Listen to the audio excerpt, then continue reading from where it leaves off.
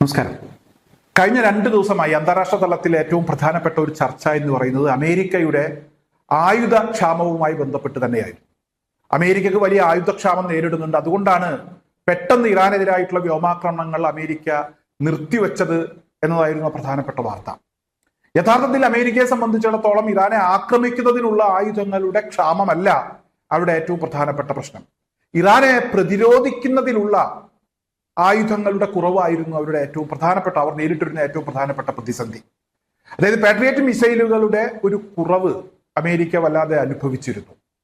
അതിന്റെ ഭാഗമായി ജോർദാനിലേക്കും അതുപോലെ തന്നെ കുവൈത്തിലേക്കും ബഹ്റൈനിലേക്കും ഒക്കെ ഇറാൻ വിക്ഷേപിക്കുന്ന മിസൈലുകൾ കൃത്യസ്ഥാനത്ത് പതിക്കുന്നു.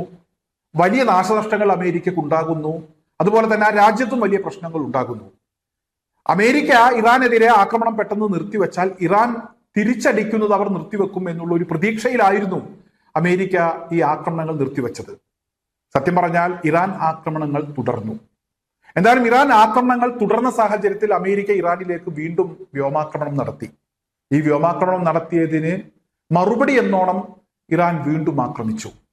എന്തായാലും ഈ കഴിഞ്ഞ ദിവസങ്ങളിൽ നടന്നിരുന്ന ചർച്ചയുമായി ബന്ധപ്പെട്ട് ഒരു ഔദ്യോഗിക സ്ഥിരീകരണമായി നമുക്ക് കണക്കാക്കാൻ കഴിയുന്ന ഒരു വാർത്ത ഇന്ന് ടൈംസ് ഓഫ് ഇന്ത്യ പുറത്തുവിട്ടിട്ടുണ്ട്.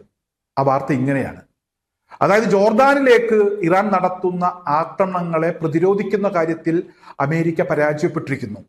അമേരിക്ക പരാജയപ്പെട്ട സാഹചര്യത്തിൽ ഫ്രാൻസിന്റെയും ജർമ്മനിയുടെയും ഒക്കെ യുദ്ധവിമാനങ്ങൾ ഇപ്പോൾ ജോർദാനിൽ എത്തിയിരിക്കുകയാണ്. അതാണ് ആ വാർത്ത.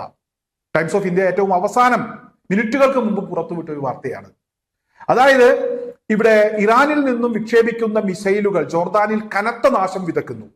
അമേരിക്കയെ സംബന്ധിച്ചിടത്തോളം ഇത് പ്രതിരോധിക്കുന്ന കാര്യത്തിൽ അമേരിക്ക പരാജയപ്പെട്ട സാഹചര്യത്തിൽ ജർമ്മനിയും ഫ്രാൻസും അവരുടെ യുദ്ധവിമാനങ്ങൾ അയച്ചിരിക്കുന്നു. ഈ യുദ്ധവിമാനങ്ങളെ ഉപയോഗിച്ച് ഇവിടെ ഇറാൻ വിക്ഷേപിക്കുന്ന മിസൈലുകൾ പ്രതിരോധിക്കുക എന്നുള്ളതാണ് ഇവിടെ ഏറ്റവും പ്രധാനപ്പെട്ട ഉദ്ദേശം. അതിന്റെ ഭാഗമായിട്ടാണ് ഫ്രാൻസും ജർമ്മനിയും ഒക്കെ യുദ്ധവിമാനങ്ങൾ അയച്ചത് എന്നൊരു വിവരമാണ് പുറത്തു വരുന്നത്. ഒറ്റ ദിവസം കൊണ്ട് തീർക്കാൻ ഇറങ്ങിയതാണ് അമേരിക്ക ഇറാനെ. പിന്നീട് ഈ യുദ്ധവുമായി ബന്ധപ്പെട്ട് എനിക്ക് ആരുടെയും സഹായം ആവശ്യമില്ല എന്നൊക്കെ ട്രംപ് പറഞ്ഞു.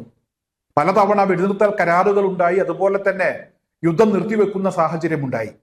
ഇതെല്ലാം ട്രംപ് മുൻകൈയെടുത്ത് സംഘടിപ്പിച്ചതാണ്. എന്തായാലും ഏറ്റവും അവസാനം ട്രംപ് നടത്തിയ നീക്കം ചീറ്റിപ്പോയി. ഇറാൻ ഇനി ചർച്ചയ്ക്കില്ല എന്നും നിങ്ങൾ നിർത്തണമെങ്കിൽ നിർത്തിക്കോ, ഞങ്ങൾ അവസാനിപ്പിക്കേണ്ട സമയമാകുമ്പോൾ അവസാനിപ്പിച്ചോളാം എന്നും പറഞ്ഞു. അവരവരുടെ പണി തുടർന്നുകൊണ്ടിരുന്നു. എന്തായാലും ഗതികെട്ട അമേരിക്കയുടെ ഏറ്റവും വലിയ ഗതികേട് ഇപ്പോൾ ലോകം തിരിച്ചറിഞ്ഞിരിക്കുകയാണ്. അല്ലെങ്കിൽ ഇതുവരെ അമേരിക്ക പ്രതികരിക്കാത്ത സാഹചര്യത്തിൽ ഈ വിഷയവുമായി ബന്ധപ്പെട്ട് കൃത്യമായി ഇപ്പോൾ കാര്യങ്ങൾ മനസ്സിലാക്കാനായിരിക്കുന്നു ടൈംസ് ഓഫ് ഇന്ത്യ പുറത്തുവിട്ട, അല്ലെങ്കിൽ മറ്റ് മാധ്യമങ്ങൾ പുറത്തുവിട്ട ഒരു വാർത്തയിലൂടെ. ആയുധക്ഷാമം എന്നുള്ളത് ഒരു യാഥാർത്ഥ്യമാണ്. അമേരിക്ക അത് വല്ലാതെ അനുഭവിക്കുന്നുണ്ട്. ഇപ്പോൾ അവസാനം ആരുടെയും സഹായം വേണ്ട എന്ന് പറഞ്ഞിടത്തു നിന്ന് വീണ്ടും ട്രംപ് മലക്കം മറിഞ്ഞിരിക്കുന്നു. ഫ്രാൻസിന്റെയും ജർമ്മനിയുടെയും സഹായം സ്വീകരിച്ചിരിക്കുന്നു എന്നുള്ളതാണ്. ഏതായാലും എന്തിനു വേണ്ടിയാണോ അമേരിക്ക ഇതുവരെ യുദ്ധം ചെയ്തത്, ആ യുദ്ധ ലക്ഷ്യങ്ങളൊന്നും അമേരിക്കയെ സംബന്ധിച്ചിടത്തോളം അവർക്ക് നേടാൻ കഴിഞ്ഞില്ല എന്ന് മാത്രമല്ല, പൂർണ്ണ പരാജയമാണ് എന്ന് ലോകത്തിന് അവർ തന്നെ ഇപ്പോൾ ബോധ്യപ്പെടുത്തി കൊടുത്തിരിക്കുന്നു.